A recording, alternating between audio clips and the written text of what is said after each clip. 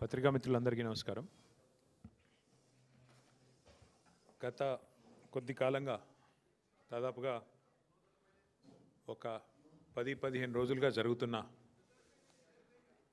కొన్ని నిర్వాకాలు, కొన్ని వ్యవహారాలు, వాటి వల్ల ఈరోజు సామాన్య ప్రజల్లో సైతం తెలంగాణ రాష్ట్రంలోనే కాకుండా తెలుగు భాష మాట్లాడేవారు ప్రపంచంలో ఎక్కడ ఉన్నా సిగ్గుతోని తలదించుకునేంత దౌర్భాగ్యమైన వ్యవహారం ఇవాళ తెలంగాణ రాష్ట్రంలో ముఖ్యంగా ప్రభుత్వ పెద్దల నిర్వాకం వల్ల ఎక్కడ ప్రపంచంలో తెలుగువారున్నా తలదించుకునే స్థాయిలో, సిగ్గుపడే స్థాయిలో జరుగుతున్న వ్యవహారాల మీద మా పార్టీ తరపున మా అభిప్రాయాన్ని చెప్పడానికి, అట్లాగే కొన్ని డిమాండ్స్ చేయడానికి ఈరోజు మిమ్మల్ని అందరినీ ఇక్కడికి ఆహ్వానించడం జరిగింది. వరుసగా జరుగుతున్న ఈ పరిణామాలు ఏవైతే ఉన్నాయో నిజంగా కూడా చాలా ఆందోళనకరంగా, చాలా బాధాకరంగా, తెలంగాణ ప్రతిష్టను దెబ్బతీసే స్థాయిలో ఉన్నాయి.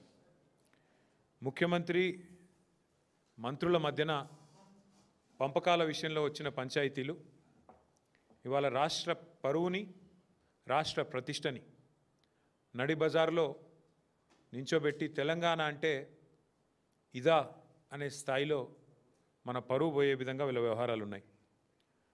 మంత్రుల మధ్యలోనేమో కమిషన్ల కోసం కొట్లాటలు, ముఖ్యమంత్రి గారు ఆయన కుటుంబ సభ్యులు చేస్తున్న అరాచకాల గురించి మంత్రుల కుటుంబ సభ్యులు గొంతు పెంచి గొంతు విప్పి బాహాటంగా మీడియాకే చెప్తా ఉన్నారు. మరొక వైపు పారిశ్రామికవేత్తల తలకి తుపాకీ పెట్టి బెదిరింపులు, దౌర్జన్యాలు, గూండాగిరి, రౌడీయిజం, ఇక ఇవన్నీ చాలన్నట్టు ఇవాళ కొత్తది ఇంకోటి. చివరికి తమ మాట వింటలేరని చెప్పి ఐఏఎస్ అధికారులను కూడా బలి పశువులు చేసే స్థాయికి ఇవాళ రాష్ట్ర ప్రభుత్వ వ్యవహారం ఉన్నది.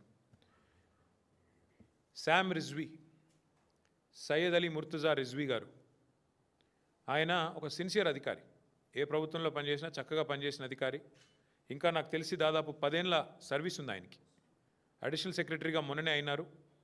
అంతా బాగుంటే ఈ దౌర్జన్యాలు, దుర్మార్గులు ఇట్లాంటి వాళ్ళు లేకపోతే, ప్రభుత్వాన్ని నడిపే వాళ్ళకి సోయి ఉంటే బహుశా క్యాబినెట్ సెక్రటరీ స్థాయిలో, అంటే భారతదేశంలోనే అత్యున్నత స్థాయి ఒక ఐఏఎస్ అధికారికి క్యాబినెట్ సెక్రటరీ, ఆ స్థాయికి పోయే అవకాశం ఉన్న అధికారి సయ్యద్ అలీ ముర్తుజా రిజ్వీ. అట్లాంటి రిజ్వీ గారు ఒక నిజాయితీపరుడైన అధికారిగా ఆయనకు పేరుంది. అట్లాంటి రిజ్వీ గారు కూడా ఈరోజు దాదాపు 10 ఏళ్ల సర్వీస్ ఉండగానే వాలంటరీ రిటైర్మెంట్ తీసుకునే స్థాయికి వచ్చింది.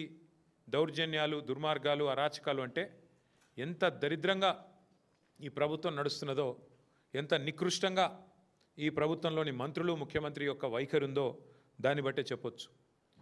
ముఖ్యమంత్రి గారి అల్లుడికి ఓ టెండర్ కావాలంట ఎక్సైజ్ డిపార్ట్మెంట్లో, మంత్రి గారి కొడుకేమో ఆయన కాకుండా ఇంకెవరికో ఇవ్వాలంట. సో ఇద్దరు పంచాయతీ అన్నమాట.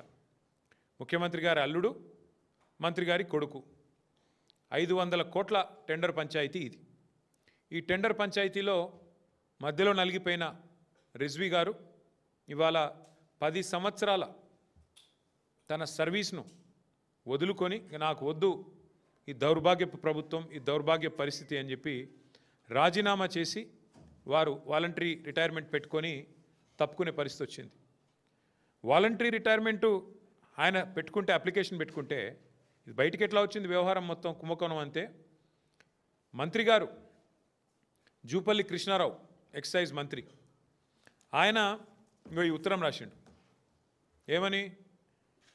ఈయన అధికారి, ఐఏఎస్ అధికారి గారు పెట్టుకున్న వాలంటరీ రిటైర్మెంట్ను ఆమోదించవద్దు, ఆయన మీద ఎంక్వైరీ చేయాలి, నేను చెప్పినట్టు వినలేదు, ముఖ్యమంత్రి చెప్పినట్టు విన్నాడు, ఆయన అల్లునికి వచ్చింది, నా కొడుకు రాలేదు అని చెప్పి ఆ అధికారి మీద కక్ష తీర్చుకోవడానికి మంత్రి గారు రాసిన ఉత్తరం.